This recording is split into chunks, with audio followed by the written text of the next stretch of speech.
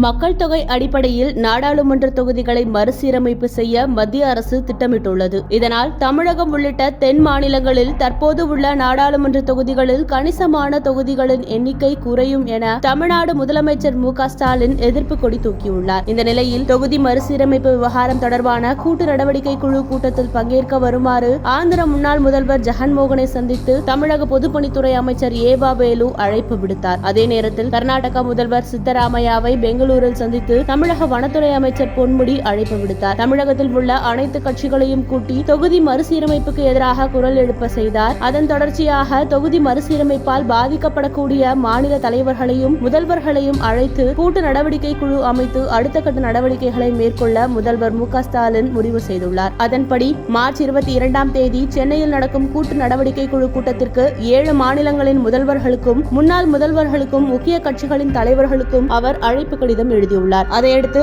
ஒடிசாவின் முன்னாள் முதல்வரான நவீன் பட்நாயக், ஒடிசாவின் காங்கிரஸ் தலைவர் பக்தசரண் தாஸ் ஆகியோரை புவனேஸ்வரில் நேற்று முன்தினம் அமைச்சர் டி.ஆர்.பி. ராஜா, தயாநிதி மாறன் எம்பி ஆகியோர் சந்தித்து அழைப்பு விடுத்தனர். தேசிய ஜனநாயக கூட்டணியில் முக்கிய அங்கம் வகிக்கும் ஆந்திர முதல்வர் சந்திரபாபு நாயுடுக்கும் அழைப்பு விடுத்திருப்பது அரசியல் களத்தில் தற்போது பெரும் சுவாரஸ்யத்தை ஏற்படுத்தியுள்ளது.